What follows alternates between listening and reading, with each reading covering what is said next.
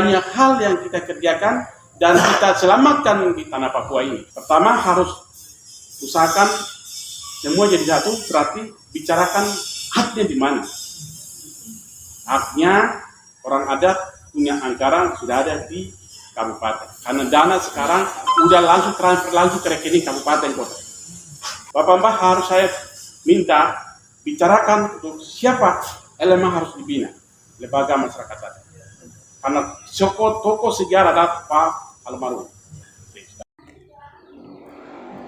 Staf Ahli Utama Kantor Staf Presiden RI Dr. Lenis Kogoya STHM Hum yang juga selaku Ketua Lembaga Masyarakat Adat Papua mengatakan dirinya sedang mendorong ke Presiden Jokowi dan ke DPR RI agar dalam perekrutan anggota DPR kursi otsus di provinsi dan kabupaten kota se-Papua dan Papua Barat, bahkan perekrutan anggota MRP itu harus melalui lembaga masyarakat adat sesuai tingkatnya.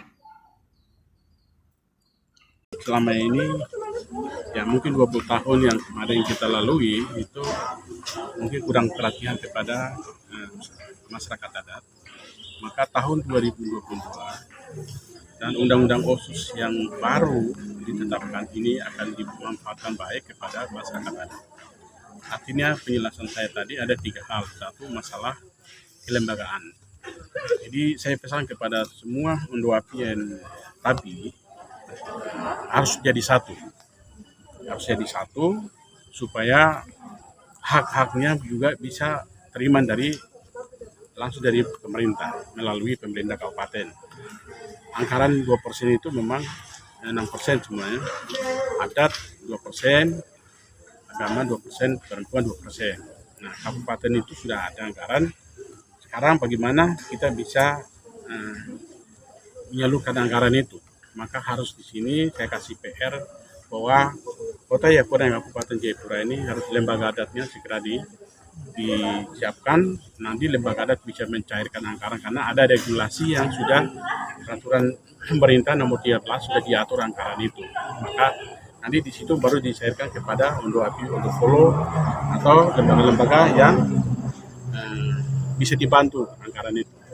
Nah, dan juga kita akan bantu semua OP atau Ondoapien punya rumah itu harus dibangunkan uang dari situ.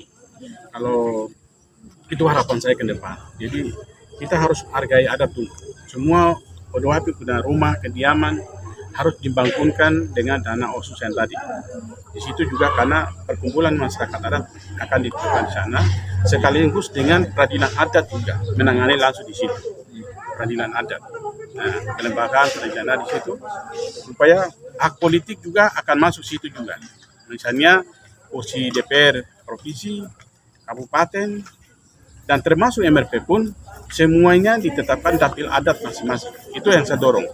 Selama ini haknya masyarakat, hak politik tidak pernah mereka rasakan. Jadi tahun 2022 ini hak politiknya adat betul-betul jatuh kepada masyarakat. Misalnya di gunung berarti dia masuk di kantor lembaga adat. Di pantai misalnya ada di situ ada Ondoapien berarti dapilnya ditetapkan situ. Jadi tidak lagi keluar dari itu. Harus masuk rumah adat. Baru menentukan siapa jadi DPR diatur oleh kepala suku atau ondok. Itu harus dilaksanakan. Itu yang saya menyampaikan tadi masukan supaya kelanjutan nanti ondok akan rapat tingkat tabir kabupaten supaya mempersatukan ini karena pertama kali harus kata kuncinya harus jadi satu dulu. Nah, itu baru bisa nanti bicara masalah hak politiknya, adat, wilayahnya, bicara peradilan adatnya, kelembagaannya dan sebagainya. Kira-kira itu.